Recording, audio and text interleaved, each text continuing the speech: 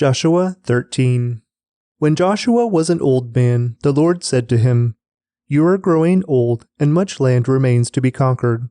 This is the territory that remains, all the regions of the Philistines and the Gershurites, and the larger territory of the Canaanites, extending from the stream of Shior on the border of Egypt northward to the boundary of Ekron. It includes the territory of the 5 Philistine rulers of Gaza, Ashdod, Ashkelon, Gath, and Ekron. The land of the Avites in the south also remains to be conquered. In the north, the following area has not yet been conquered: all the land of the Canaanites, including Mearah, which belongs to the Sidonians, stretching northward to Aphek on the border of the Amorites, the land of the Gibeonites, and all of the Lebanon mountain area to the east, from Baal-Gad below Mount Hermon to Lebo-Hamath, and all the hill country from Lebanon to Misrephoth-Maim, including all the land of the Sidonians.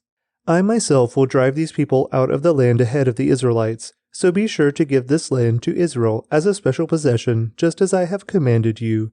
Include all this territory as Israel's possession when you divide this land among the 9 tribes and the half-tribe of Manasseh. Half the tribe of Manasseh and the tribes of Reuben and Gad had already received their grants of land on the east side of the Jordan, for Moses, the servant of the Lord, had previously assigned this land to them. Their territory extended from Aroer on the edge of the Arnon Gorge, including the town in the middle of the gorge, to the plain beyond Medeba as far as Dibon. It also included all the towns of King Sihon of the Amorites, who had reigned in Heshbon, and extended as far as the borders of Ammon. It included Gilead, the territory of the kingdoms of Geshur and Maacah, all of Mount Hermon, all of Bashan as far as Selecah, and all the territory of King Og of Bashan, who had reigned in Ashtaroth and Edrei. King Og was the last of the Rephaites, for Moses had attacked them and driven them out, but the Israelites failed to drive out the people of Geshur and Maacah, so they continue to live among the Israelites to this day. Moses did not assign any allotment of land to the tribe of Levi. Instead, as the Lord had promised them, their allotment came from the offerings burned on the altar to the Lord, the God of Israel. Moses had assigned the following area to the clans of the tribe of Reuben. Their territory extended from Aroer on the edge of the Arnon Gorge, including the town in the middle of the gorge, to the plain beyond Medeba. It included Heshbon and the other towns on the plain: Dibon, Bamoth Baal, Beth Baal Meon, Jahaz, Kedemoth, Mephath, Kiriathaim, Sibmah, Sereth Shehar on the hill above the valley, Beth Peor, the slopes of Pisgah, and Beth Jeshimoth. The land of Reuben also included all the towns of the plain and the entire kingdom of Sihon. Sihon was the Amorite king who had reigned in Heshbon and was killed by Moses along with the leaders of Midian, Evi, Rechem, Zur, Hur, and Reba, princes living in the region who were allied with Sihon. The Israelites had also killed Balaam son of Beor, who used magic to tell the future. The Jordan River marked the western boundary for the tribe of Reuben. The towns and their surrounding villages in this area were given as a homeland to the clans of the tribe of Reuben. Moses had assigned the following area to the clans of the tribe of Gad.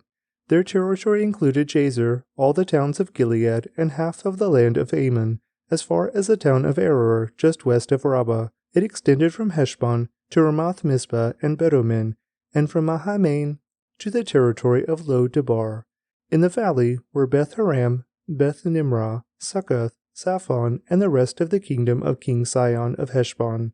The western boundary ran along the Jordan River, extended as far north as the tip of the Sea of Galilee, and then turned eastward.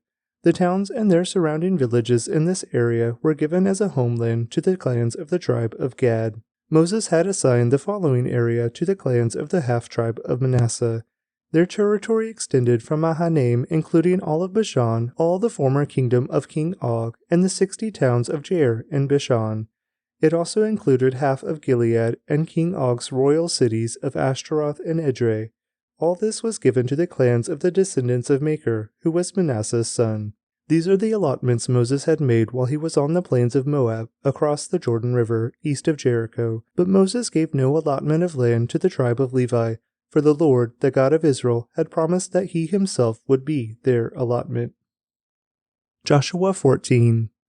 The remaining tribes of Israel received land in Canaan as allotted by Eleazar the priest, Joshua son of Nun, and the tribal leaders. These 9.5 tribes received their grants of land by means of sacred lots, in accordance with the Lord's command through Moses. Moses had already given a grant of land to the 2.5 tribes on the east side of the Jordan River, but he had given the Levites no such allotment.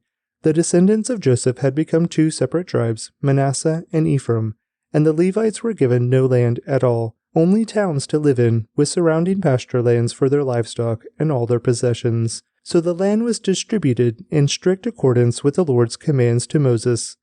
A delegation from the tribe of Judah, led by Caleb, son of Jephunneh the Kenizzite, came to Joshua at Gilgal. Caleb said to Joshua, "Remember what the Lord said to Moses, the man of God, about you and me when we were at Kadesh Barnea. I was 40 years old when Moses, the servant of the Lord, sent me from Kadesh Barnea to explore the land of Canaan. I returned and gave an honest report, but my brothers who went with me frightened the people from entering the promised land. For my part, I wholeheartedly followed the Lord my God. So that day Moses solemnly promised me, 'The land of Canaan on which you were just walking will be your grant of land and that of your descendants forever, because you wholeheartedly followed the Lord my God.' Now, as you can see, the Lord has kept me alive and well, as he promised, for all these 45 years since Moses made this promise, even while Israel wandered in the wilderness. Today I am 85 years old. I am as strong now as I was when Moses sent me on that journey, and I can still travel and fight as well as I could then. So give me the hill country that the Lord promised me. You will remember that as scouts we found the descendants of Anak living there in great walled towns. But if the Lord is with me, I will drive them out of the land, just as the Lord said." So Joshua blessed Caleb, son of Jephunneh, and gave Hebron to him as his portion of land. Hebron still belongs to the descendants of Caleb, son of Jephunneh the Kenizzite, because he wholeheartedly followed the Lord, the God of Israel. Previously Hebron had been called Kiriath Arba. It had been named after Arba, a great hero of the descendants of Anak, and the land had rest from war. Joshua 15. The allotment for the clans of the tribe of Judah reached southward to the border of Edom, as far south as the wilderness of Zin. The southern boundary began at the south bay of the Dead Sea, ran south of Scorpion Pass into the wilderness of Zin, and then went south of Kadesh Barnea to Hezron. Then it went up to Adar, where it turned toward Karka. From there it passed to Asmon until it finally reached the brook of Egypt, which it followed to the Mediterranean Sea. This was their southern boundary. The eastern boundary extended along the Dead Sea to the mouth of the Jordan River. The northern boundary began at the bay where the Jordan River empties into the Dead Sea, went up from there to Beth Hoglah, then proceeded north of Beth Arabah to the stone of Bohan. Bohan was Reuben's son. From that point it went through the valley of Achor to Debir, turning north toward Gilgal, which is across from the slopes of Adummim, on the south side of the valley. From there the boundary extended to the springs of En Shemesh and on to En Rogel. The boundary then passed through the valley of Ben Hinnom, along the southern slopes of the Jebusites, where the city of Jerusalem is located. Then it went west to the top of the mountain above the valley of Hinnom, and on up to the northern end of the valley of Rephaim. From there the boundary extended from the top of the mountain to the spring at the waters of Nephtoah, and from there to the towns on Mount Ephron. Then it turned toward Bela, that is, Kiriath Jearim. The boundary circled west of Bela to Mount Seir, passing along to the town of Kesalon, on the northern slope of Mount Jearim, and went down to Beth Shemesh and on to Timnah. The boundary then proceeded to the slope on the hill north of Ekron, where it turned toward Shikaron and Mount Bela. It passed Jabneel and ended at the Mediterranean Sea. The western boundary was the shoreline of the Mediterranean Sea. These are the boundaries for the clans of the tribe of Judah. The Lord commanded Joshua to assign some of Judah's territory to Caleb son of Jephunneh, so Caleb was given the town of Kiriath Arba, that is, Hebron, which had been named after Anak's ancestor. Caleb drove out the 3 groups of Anakites, the descendants of Shishai, Ahiman, and Talmai, the sons of Anak. From there he went to fight against the people living in the town of Debir, formerly called Kiriath Sepher. Caleb said, "I will give my daughter Achsah in marriage to the one who attacks and captures Kiriath Sepher." Othniel, the son of Caleb's brother Kenaz, was the one who conquered it, so Achsah became Othniel's wife. When Achsah married Othniel, she urged him to ask her father for a field. As she got down off her donkey, Caleb asked her, "What's the matter?" She said, "Give me another gift. You have already given me land in the Negev. Now, please give me springs of water, too." So Caleb gave her the upper and lower springs. This was the homeland allocated to the clans of the tribe of Judah. The towns of Judah situated along the borders of Edom in the extreme south were Kabzeel, Eder, Jagur, Kina, Dimonah, Adadah, Kadesh, Hazer, Ithnan, Ziph, Telam, Bealoth, Hazer Hatatah, Kiriath Hezron, that is, Hazer, Amam, Shema, Moladah, Hazer Gadah, Heshmon, Beth Pelet, Hazer Shul, Beersheba, Biziothia, Bela, Eam, Ezem, Eltolad, Kesil, Hormah, Ziklag, Madmanah, Sansana, Lebaoth, Shillam, Ain, and Ramon, 29 towns with their surrounding villages. The following towns situated in the western foothills were also given to Judah: Eshtaol, Zorah, Ashna, Zanoah, En-Ganon, Tappuah, Enam, Jarmuth, Adullam, Soko, Azekah, Shah-Aram, Adatham, Gederah, and Geder-Otham, 14 towns with their surrounding villages. Also included were Zenan, Hadashah, Migdal-Gad, Dilean, Mizpeh, Joktheel, Lachish, Boskath, Eglon, Kabon, Limam, Kitlish, Gederoth, Beth-Dagon, Naaman, and Makkedah, 16 towns with their surrounding villages. Besides these, there were Libnah, Ether, Ashan, Iphtha, Ashnah, Nezib, Keilah, Aksib, and Mareshah, 9 towns with their surrounding villages. The territory of the tribe of Judah also included Ekron and its surrounding settlements and villages. From Ekron, the boundary extended west and included the towns near Ashdod with their surrounding villages. It also included Ashdod with its surrounding settlements and villages, and Gaza with its settlements and villages, as far as the brook of Egypt and along the coast of the Mediterranean Sea. Judah also received the following towns in the hill country: Shamir, Jatir, Sokah, Dana, Kiriath-Sana, that is Debir, Anab, Eshtemoa, Anim, Goshen, Holon, and Gilo, 11 towns with their surrounding villages. Also included were the towns of Arab, Duma, Ishan, Janim, Beth Tappuah, Aphekah, Humta, Kiriath Arba, that is Hebron, and Zior, 9 towns with their surrounding villages. Besides these, there were Maon, Carmel, Ziph, Juttah, Jezreel, Jokdeam, Zanoah, Cain, Gibeah, and Timnah, 10 towns with their surrounding villages. In addition, there were Halhul, Bethzur, Gedor, Ma'arath, Beth-Anon, and El-Tekan, 6 towns with their surrounding villages. There were also Kiriath-Baal, that is, Kiriath-Jearim, and Rabbah, 2 towns with their surrounding villages. In the wilderness there were the towns of Beth-Araba, Middin, Sekakah, Nibshan, the city of Salt, and En-Gedi, 6 towns with their surrounding villages. But the tribe of Judah could not drive out the Jebusites who lived in the city of Jerusalem, so the Jebusites live there among the people of Judah to this day. Luke 23. Then the entire council took Jesus to Pilate, the Roman governor. They began to state their case. "This man has been leading our people astray by telling them not to pay their taxes to the Roman government and by claiming he is the Messiah, a king." So Pilate asked him, "Are you the king of the Jews?" Jesus replied, "You have said it." Pilate turned to the leading priests and to the crowd and said, "I find nothing wrong with this man." Then they became insistent. "But he is causing riots by his teaching wherever he goes, all over Judea, from Galilee to Jerusalem." "Oh, is he a Galilean?" Pilate asked.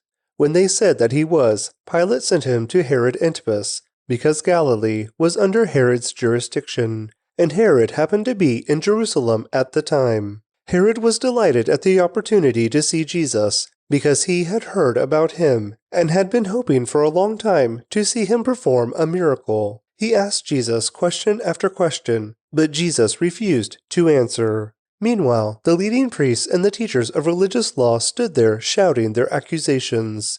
Then Herod and his soldiers began mocking and ridiculing Jesus. Finally, they put a royal robe on him and sent him back to Pilate.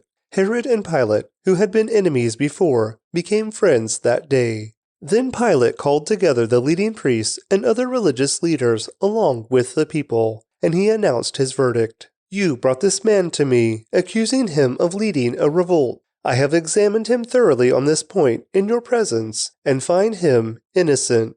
Herod came to the same conclusion and sent him back to us. "Nothing this man has done calls for the death penalty, so I will have him flogged, and then I will release him." Then a mighty roar rose from the crowd, and with one voice they shouted, "Kill him, and release Barabbas to us." Barabbas was in prison for taking part in an insurrection in Jerusalem against the government and for murder. Pilate argued with them because he wanted to release Jesus, but they kept shouting, "Crucify him! Crucify him!" For the third time he demanded, "Why? What crime has he committed? I have found no reason to sentence him to death, so I will have him flogged, and then I will release him." But the mob shouted louder and louder, demanding that Jesus be crucified, and their voices prevailed. So Pilate sentenced Jesus to die, as they demanded. As they had requested, he released Barabbas, the man in prison for insurrection and murder.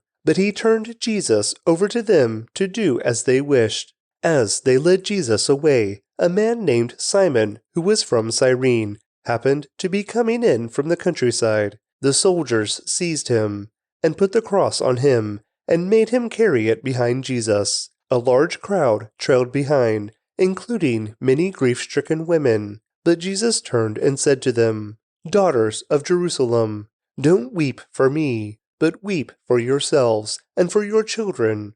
For the days are coming when they will say, 'Fortunate indeed are the women who are childless, the wombs that have not borne a child, and the breasts that have never nursed.' People will beg the mountains, 'Fall on us,' and plead with the hills, 'Bury us.' For if these things are done when the tree is green, what will happen when it is dry?" 2 others, both criminals, were led out to be executed with him. When they came to a place called the Skull, they nailed him to the cross, and the criminals were also crucified, one on his right and one on his left. Jesus said, "Father, forgive them, for they don't know what they are doing." And the soldiers gambled for his clothing by throwing dice. The crowd watched, and the leaders scoffed. "He saved others," they said. "Let him save himself, if he is really God's Messiah, the chosen one." The soldiers mocked him too, by offering him a drink of sour wine. They called out to him, "If you are the king of the Jews, save yourself." A sign was fastened above him with these words, "This is the King of the Jews." One of the criminals hanging beside him scoffed, "So you're the Messiah, are you? Prove it by saving yourself, and us too, while you're at it."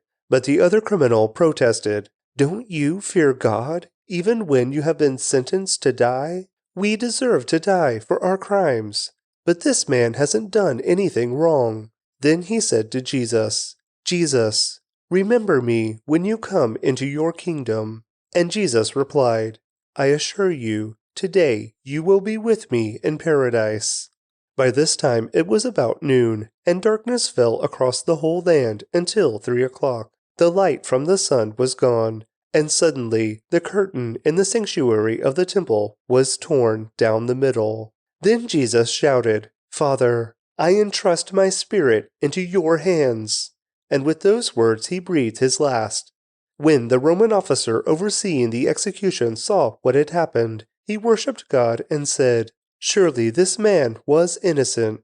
And when all the crowd that came to see the crucifixion saw what had happened, they went home in deep sorrow. But Jesus' friends, including the women who had followed him from Galilee, stood at a distance watching. Now there was a good and righteous man named Joseph. He was a member of the Jewish High Council, but he had not agreed with the decision and actions of the other religious leaders. He was from the town of Arimathea in Judea, and he was waiting for the kingdom of God to come. He went to Pilate and asked for Jesus' body. Then he took the body down from the cross and wrapped it in a long sheet of linen cloth and laid it in a new tomb that had been carved out of rock. This was done late on Friday afternoon, the day of preparation, as Sabbath was about to begin. As his body was taken away, the women from Galilee followed and saw the tomb where his body was placed. Then they went home and prepared spices and ointments to anoint his body. But by the time they were finished, the Sabbath had begun, so they rested, as required by the law. Proverbs 5. My son, pay attention to my wisdom, listen carefully to my wise counsel. Then you will show discernment, and your lips will express what you've learned. For the lips of an immoral woman are as sweet as honey, and her mouth is smoother than oil. But in the end she is as bitter as poison, as dangerous as a double-edged sword. Her feet go down to death, her steps lead straight to the grave, for she cares nothing about the path to life. She staggers down a crooked trail and doesn't realize it. So now, my sons, listen to me. Never stray from what I am about to say. Stay away from her. Don't go near the door of her house. If you do, you will lose your honor, and will lose to merciless people all you have achieved. Strangers will consume your wealth, and someone else will enjoy the fruit of your labor. In the end, you will groan in anguish when disease consumes your body. You will say, "How I hated discipline! If only I had not ignored all the warnings! Oh, why didn't I listen to my teachers? Why didn't I pay attention to my instructors? I have come to the brink of utter ruin, and now I must face public disgrace. Drink water from your own well. Share your love only with your wife. Why spill the water of your springs in the streets, having sex with just anyone? You should reserve it for yourselves. Never share it with strangers. Let your wife be a fountain of blessing for you. Rejoice in the wife of your youth. She is a loving deer, a graceful doe. Let her breasts satisfy you always. May you always be captivated by her love. Why be captivated, my son, by an immoral woman, or fondle the breasts of a promiscuous woman? For the Lord sees clearly what a man does, examining every path he takes. An evil man is held captive by his own sins. They are ropes that catch and hold him. He will die for a lack of self-control.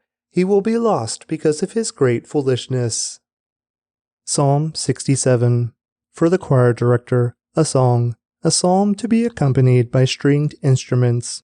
May God be merciful and bless us. May his face smile with favor on us. Interlude. May your ways be known throughout the earth, your saving power among the people everywhere. May the nations praise you, O God. Yes, may all the nations praise you. Let the whole world sing for joy, because you govern the nations with justice and guide the people of the whole world. Interlude. May the nations praise you, O God. Yes, may all the nations praise you. Then the earth will yield its harvests, and God, our God, will richly bless us. Yes, God will bless us, and people all over the world will fear him.